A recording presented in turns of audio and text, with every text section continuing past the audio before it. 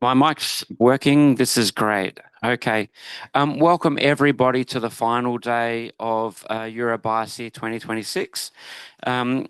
Our opening speaker for the day to give our keynote address is Levi Waldron.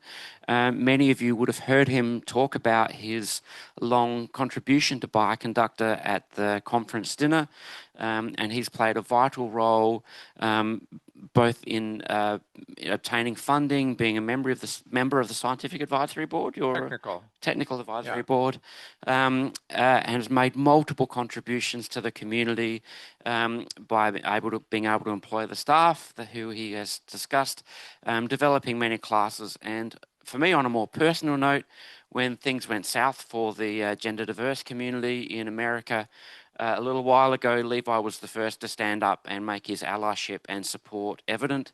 There were many people who appreciated that.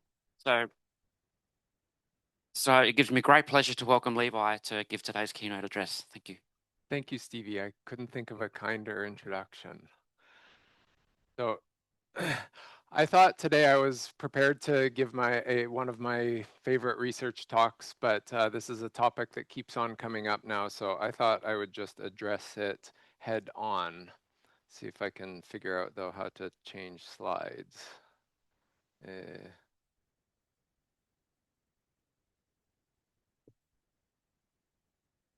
Let's see. There we go. So I'll start with a disclosure just to let you know where I am coming from. I have no conflicts of interest, but everyone has biases and preferences when it comes to AI. So here's where I am. I'm a fairly early adopter, not the earliest, but pretty early. And on this spectrum of fanboy to abstainer, I put myself more towards the fanboy. I enjoy new technologies and have found it fun working with AI. But there are areas where I am still an abstainer. I'm not interested in AI and creative pursuits. I don't want to read a book or listen to music by AI. And certain things like preparing these slides, I prefer to do myself, even though they're ugly. And I'm sure I could have made them nicer by fixing them up with AI. Somehow, I don't know, I'm communicating directly to you, and I feel like any changes made to the slides would get between my communication directly with you. So, and one more, a quote here, this is from a novel I'm reading right now, which just happened to be perfect for the topic. In the introduction, it's introducing a bunch of sects in this futuristic world where robots have become sentient and decided to go form their own civilization. And by this one sect's ethos, hard labor is equal to goodness, and the purpose of a tool is to bolster one's own physical or mental abilities, not to offload one's work entirely. And that is basically the way I feel about AI and its use in coding. So with that said, my fear as an educator is students and people taking an approach like this to AI. Please do my homework assignment for me. And as an instructor, I have seen assignments that come in like this, and it's distressing to me, both because the assignment is of poor quality and because the student is not learning anything. So that is not the direction that I expect or would hope for AI to go in our field.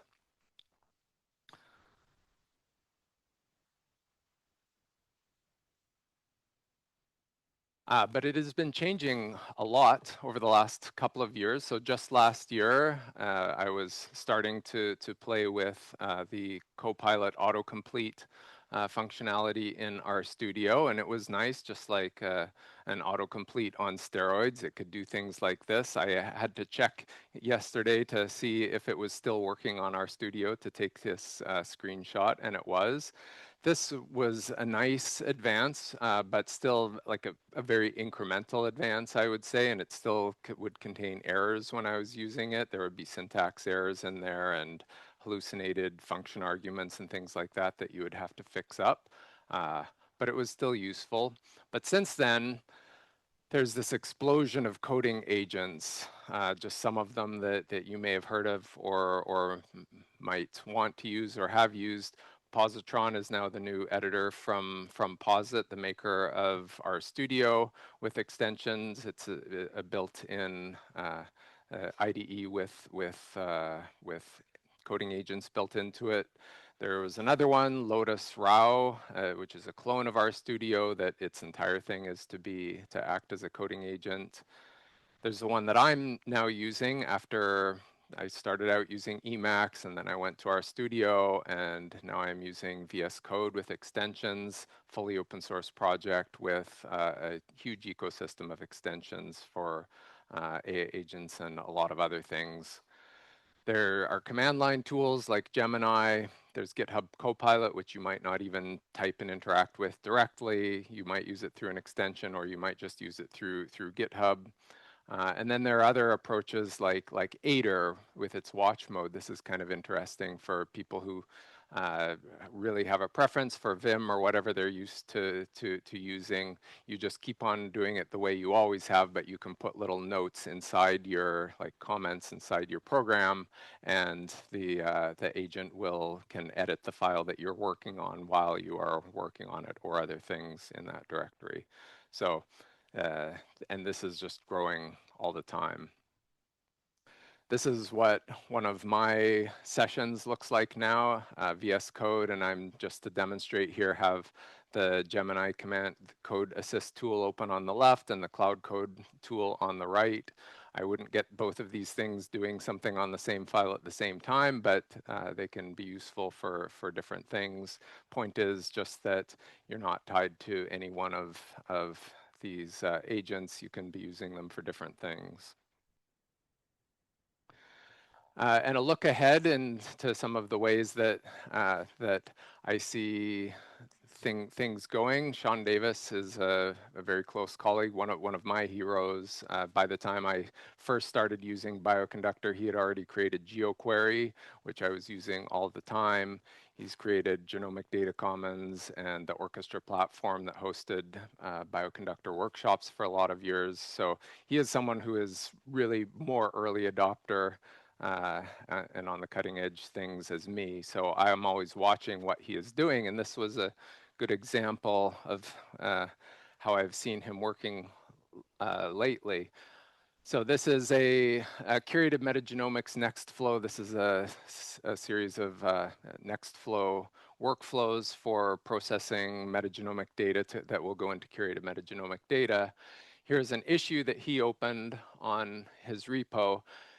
This is only the top of it. This is a long, detailed issue with a plan and all of these step-by-step things. It's created by a coding agent with some iteration by himself. But he posted this, and then you can see over there on the right, he assigned Copilot to this issue. And then you look down at the bottom, Copilot linked a pull request that will close this issue. You can see that Sean reviewed it and then marked it as completed and merged it. And I gave my thumbs up because I was like, wow, I have not seen, this is the first time I saw something like this. So here is, and this isn't a trivial little code change. This is a refactor of the pipeline to allow, I requested that we have a parallel pipeline that would use a sampled version of the FASTQ file with just 1 million reads instead of the full FASTQ file. And there are certain things that's useful for estimating diversity.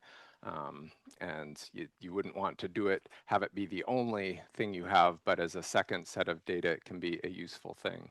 So I looked into this a bit to see how did he do this. So this is entirely agent-written code in this refactoring of a pipeline. It touches 4 files and about 300 lines of code, and it worked. So he then went and applied this, and it works. There are a bunch of things in here. One of them is an instructions file, cloud.md.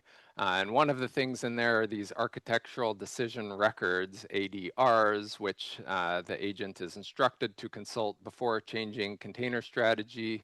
The human, that's one of the pipelines that we run, default, output layout, all of these different things. So that these are, it's just to say there's a lot of work behind the scenes in this repo that made that possible, that the agent would behave in the way that he wanted it to and create a working pull request.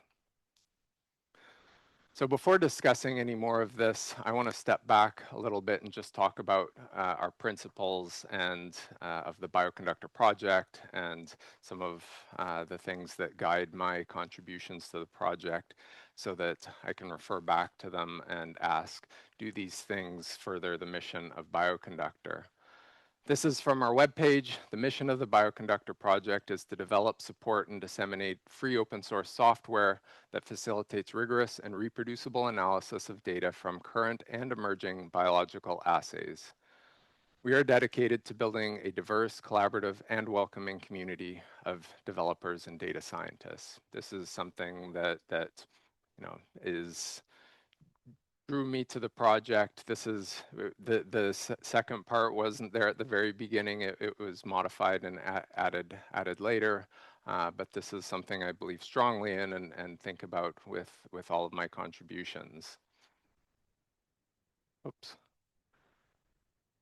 So that's a very brief mission statement. It has a lot of ways that it can be implemented. This is just a few of them. This is by all means not comprehensive, but it is a few things relating to this topic.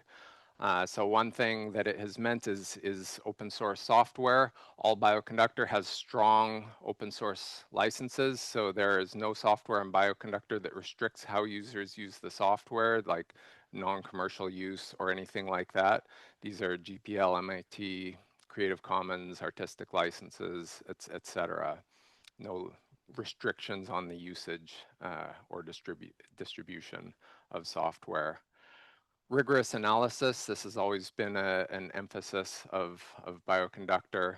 The first goal is producing scientifically correct results. That comes before doing it efficiently. If it's fast and efficient, it doesn't matter if it's wrong. So as long as it's correct, we like efficient software.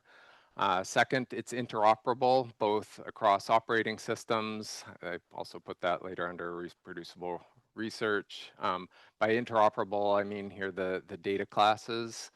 They're self-validating S4 structures. They have some drawbacks. They're complicated, a little less easy to understand, but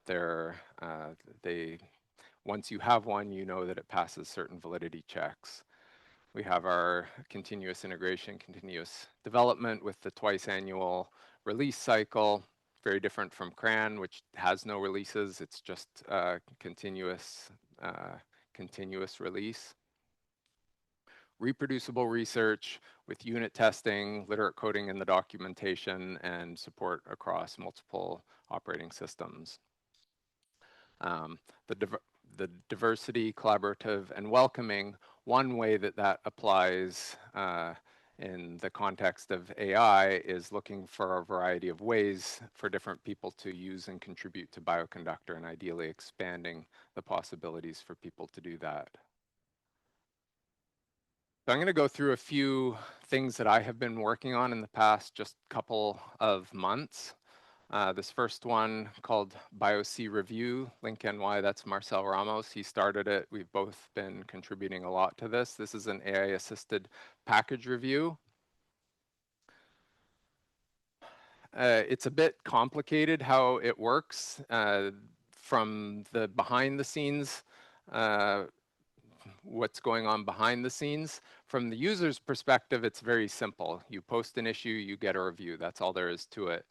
Behind the scenes, when you open an issue, currently it has to be labeled AI review by an owner or contributor to the repo, just so it doesn't get flooded by strangers. Although I do want to say this is sort of marking its release to the Bioconductor community. If you have any software, whether it is or is not in Bioconductor, I welcome you to submit it here if you would like to have it reviewed by this system. And we would love to get your feedback on the review as well. This is in the testing phase.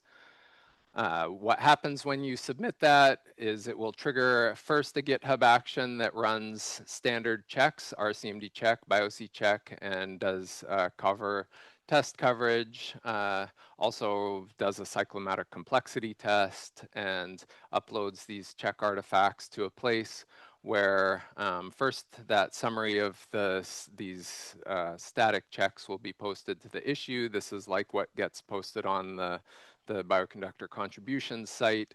And then it goes through this whole other stage, which is the enhancement that we're doing here. So it takes that static analysis, it turns that into a nicely written document. So it's not just the check output, but it's written up according to some rules using an LLM. And then there's this LLM enhancement doing some things that we don't otherwise do. This is checking security features, code efficiency. Oh, I'll show you just a long list of things that it has been trained to check here. This is just a little bit of the instructions that the agent is given from the software engineering analysis guidelines.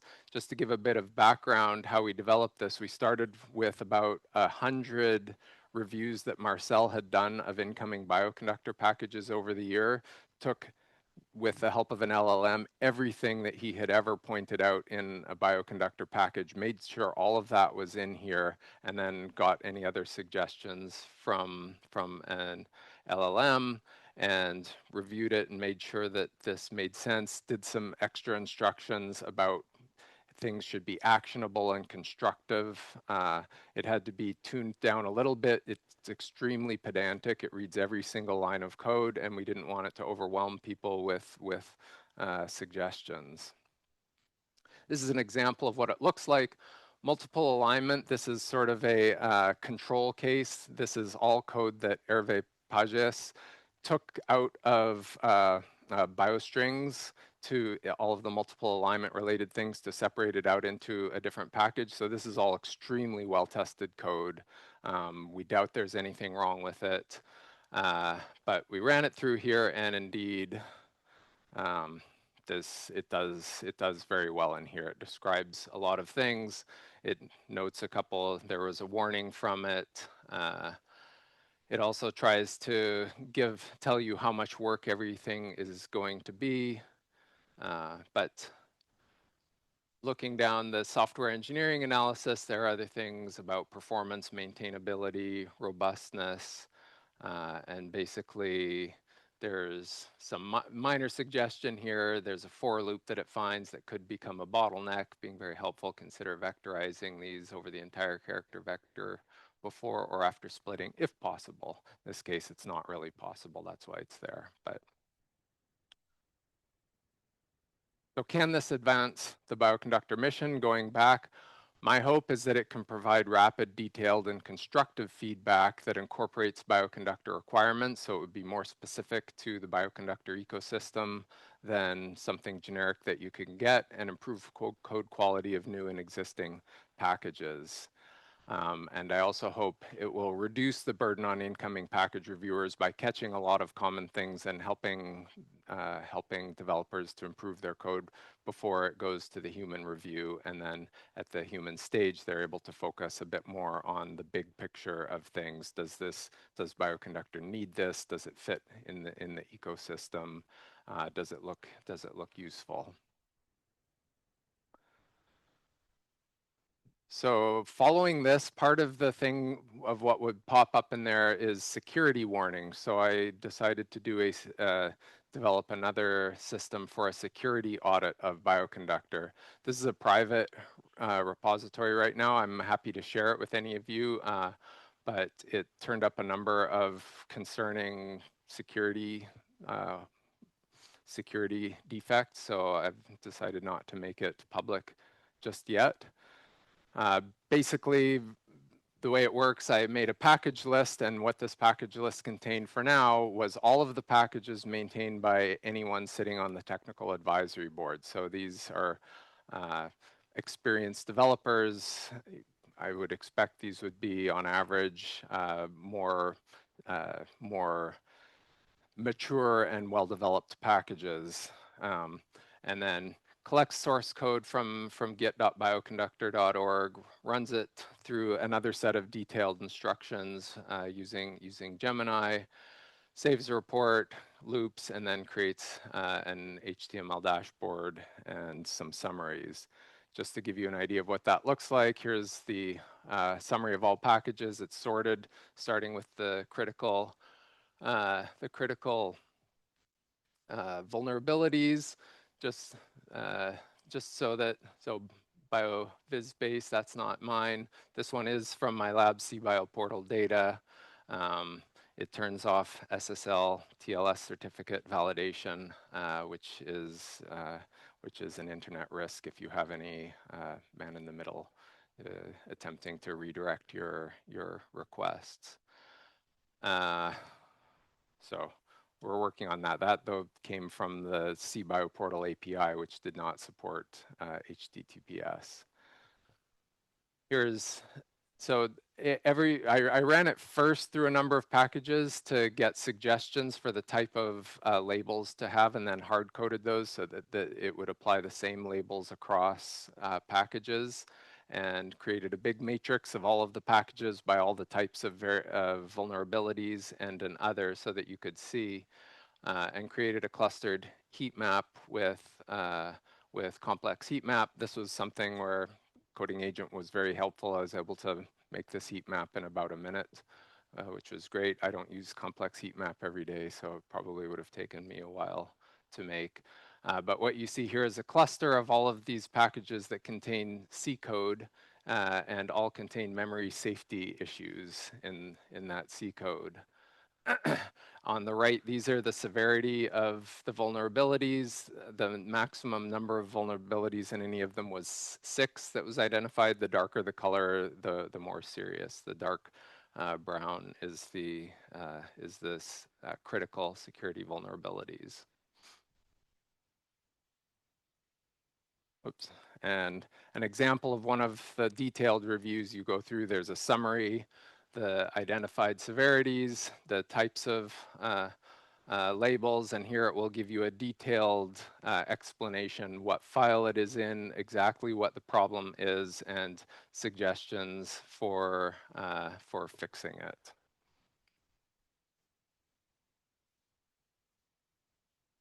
Can this advance the Bioconductor mission? Well, my hope is it will improve security and code safety for users and developers. But the bottleneck right now is addressing these issues. It is still easier to identify them than to fix them. We're starting to do it. We're not at the point where packages can be reliably self-healing, so-called, where you just have agents both identifying and fixing the issues. You see this like in Dependabot alerts on GitHub. We're not there yet for our code, though. Final topic, AI agent skills and instructions. Just to give you an idea of what these are, both of them are simple text markdown files. The primary purpose of skills is to provide some specific reusable capabilities and tool integrations. You can think of them as like a vignette or a workflow. And instructions establish the overall role of a package or of some code. They set behavioral guardrails for agents and runtime logic. So you would think of a skill as something existing independently of the package, and instructions likely being a part of the package so that anyone installing and using the package would get some additional instructions for their agent to follow when using that package. I better move along here. So we have some early attempts on the Waldron lab. I've started this AI agent skills, which is a framework of skills for creating, documenting, and validating both skills and instructions. And then on the Bioconductor repo, there's a very preliminary repo of some skills created from the how-tos, BioC how-tos. And then Vince has started a little package down site that just indexes the skills from the second one. These look like, as I mentioned, it's just a markdown file. There's a YAML header with some things like a name, description, version, category, and some tags. This one is for updating our news, something that I know that many developers don't do, and I don't always do in time for release, but you know, it's something you should do. You have to go back and remember everything you've done in the last 6 months and post it. So what this does, you invoke it with something like update my news package. This is just the headings of that set of instructions. And the reason it's so detailed is it's trying to make it do it according to Bioconductor. So it's like figure out when the last release was. Here are some rules for how to figure that out. Go from there up to now. Here are some exact code to use git log one line to get all of the commits, pull those messages, any of them that are vague, actually get the commit, look at the existing news file if there is one, follow the same formatting and style of what is there. If there is not one, here are some examples how to do it, the types of things, headings, everything to put in the news file. Prerequisites like that you're in a Git repo, error handling, there's a bunch of stuff in here. This is one contributed by Marcel. Current skills are, there's this first one, check Waldron Lab skills. This is what I use to make sure that the installation has been successful. Do I have the Waldron Lab skills? That's all it does. It tells you yes or no. This one for create skill is very useful. It goes through an interactive Q&A about the skill that you want to create, and then it creates a draft for you that you then go through and edit. They tend to be so detailed that it would be I feel it would be hard to create these types of skills on your own without the help of an LLM to create them. You have to go through and read it and make sure it's correct, but it's a difficult thing to create from scratch. Validation of the skills, just trying to maintain consistency between them. There are a bunch of rules for how they're supposed to be, and then documenting them. So the way these work is they're individual skill.md files, and then in the main directory there's a skills plural.md that lists all of them, gives them labels, invocation examples, and that is the file that's used to make it cross-agent compatible so that it's not specific to cloud or Gemini or anything.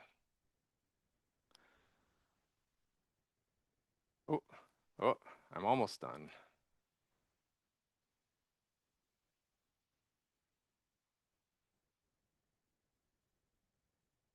Okay, I'll skip to here. So I do now want to get testers and contributors for these skills, anyone who's curious both in trying them or contributing them or just learning more about them.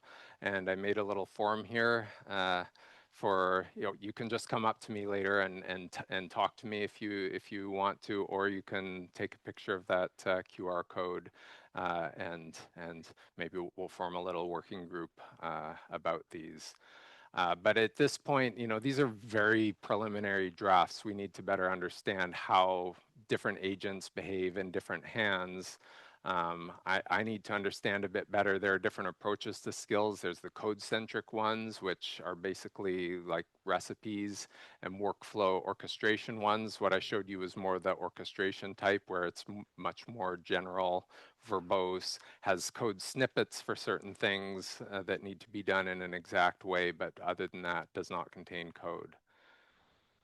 We need to be using our same CI/CD approach to skills. GitHub Action can be used to test them in certain ways to validate both their format and style and resulting agent behavior, and making sure that they cause an agent to behave in the ways that we want. And then to mature out these preliminary skills that we have on Bioconductor. This is just the subset of people from my lab and others who did some of the things directly related to this, and the agents that that I used. I'm staying agent agnostic for now, and while while we're here, since there's so many microbiome people, just in case you don't know about the Microbiome Virtual International Forum, I hope that you find out about it or know about it and attend, present, maybe even join the organizing committee for these monthly mini conferences. The idea of them is that over the course of the year, they have the equivalent content of a traditional multi-day conference. Thank you.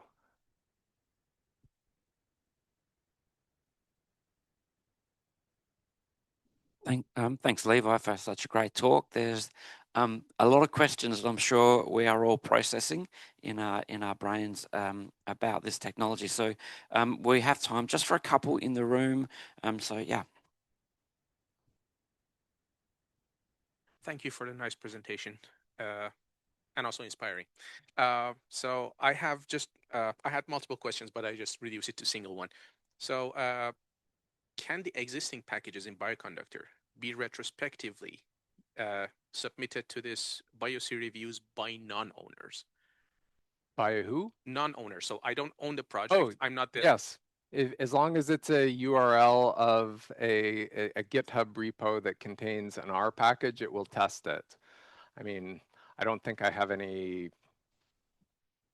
other problems with you doing that if you just want to submit it and see. I don't know. Let me know if there's anything wrong with that. I don't really see anything wrong with it. It's public open source software. Yeah, thank you. Really inspiring presentation. I also have a lot of questions, but one would be like, I think this type of thing should also be done for CRAN or like for the general R community, like Yeah. because I mean, yeah, you have some specific things that are very specific to Bioconductor, but like other things are also more general. Like, is this also something that you could imagine, like opening up this project to like the whole R community? Absolutely. And I think, you know, in order to do something like a security audit, even if you're only interested in Bioconductor, many Bioconductor packages use many CRAN packages, so you have to do the audit for all of CRAN as well. And I think maintain a database of known vulnerabilities so that in the future you can look them up without redoing it. But yes, absolutely. I'm going to ask a question. Yeah. In these days of like addressing the security of vulnerabilities is, I think, really important. And in these days where there seems to be an increasing potential for malicious actors to use AI to identify vulnerabilities, do you see that as a pressing issue? I do.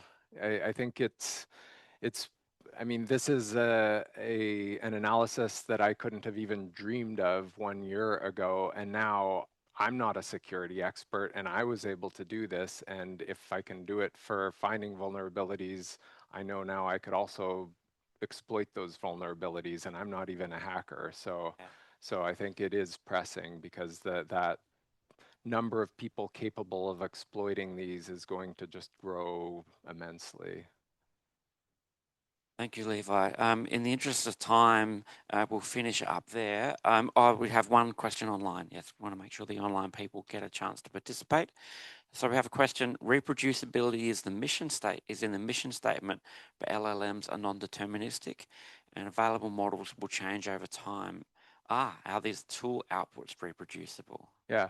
Well, let's say the code that they write, I think the answer is no. I mean, we don't know. People, they will change over time. They will change across agents. They will change depending on the prompts that people use. But you know, programmers are not deterministic either. So I don't see that as as a blocker here. Once someone writes a code, what that code does should be reproducible. The agents are meant to be an assistive tool. You know, they themselves are not reproducible. You know, I hope that things like these skills and instructions will guide them in the right direction to better guide users to get code that will be robust and reproducible. But yes, we need to get some reassurance that they're helpful to people in producing code that they want. Yeah, right. Okay, in the interest of time, we'll finish up and move on to the next topic for the day. But if you'd like to join me again in thanking Levi for a really thought-provoking presentation.